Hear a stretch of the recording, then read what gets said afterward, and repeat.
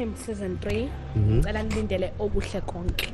Oh, that's great. You're currently shooting uThando Nesithembu right now, ngisho. Yeah, uThando Nesithembu sishuthayo, but I think kusela ama-diary kuphela. Sesiqedile vele uThando Nesithembu, so akukho. Kodwa nakhona Uzobe khona number 5. Ayi, Agas. Apha ngeke ungazi ngeke ngempela. Snake, wait, can I ask you one question? When ungangena esithembeni? Uthengisikhwele nje.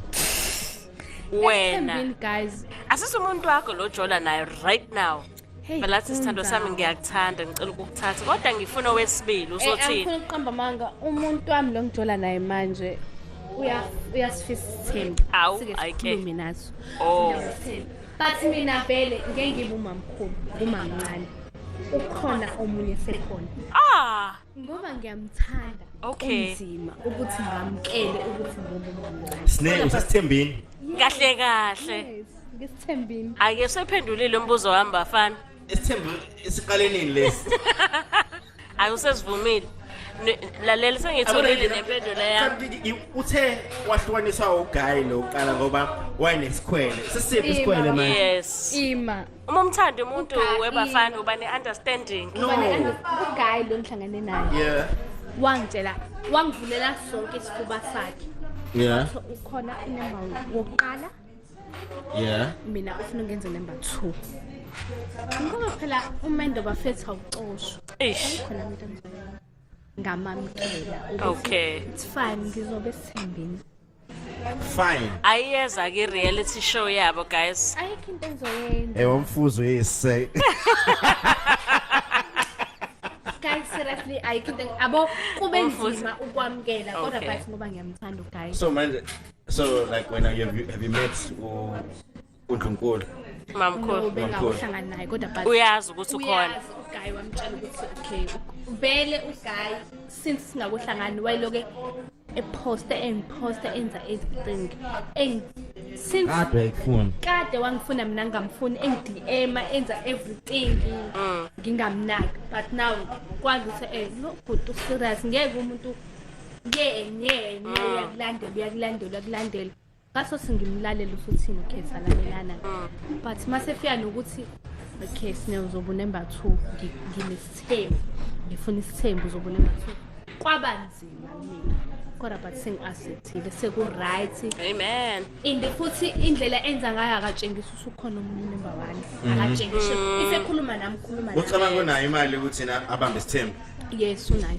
Amen. And sidinga yona ke. Qedile bafu. So kodwa approval yayithola kumina. Kodwa ngenzela lento engifuna support ngendlela ngoba isithembu yazi isithembu senziwa umuntu wesilisa. Once wasibhidliza wena umuntu wesilisa siyaphela isithembu. If yena enza ngale ndlela angifuni uqamba ngakho. Uyangitshengisa ukuthi ngiye ngifile ukuthi hayibo ngingedwa lana kodwa ngibe ngicabanga ukuthi ukhona umamkhulu. Siyabonga. Beautiful. Beautiful ending.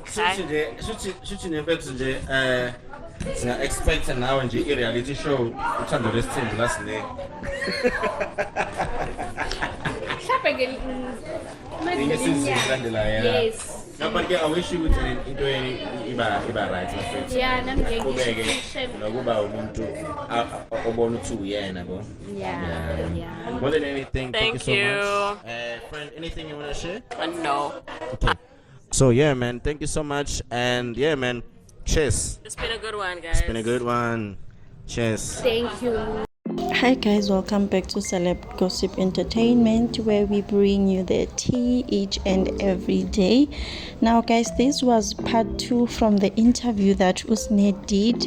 So she was just releasing the files. Usne was releasing the files on the first part of the interview. Even on this one, she continues to release the files, man. Keep my file, Usne. She said Makumalo and Mangwabe don't love her. They are pretending to love her. They are doing this for the cameras, but behind closed doors, they do not love her. And now, one big thing that is stressing me out, One big thing that is stressing me out is this Thembu drama that she got involved in.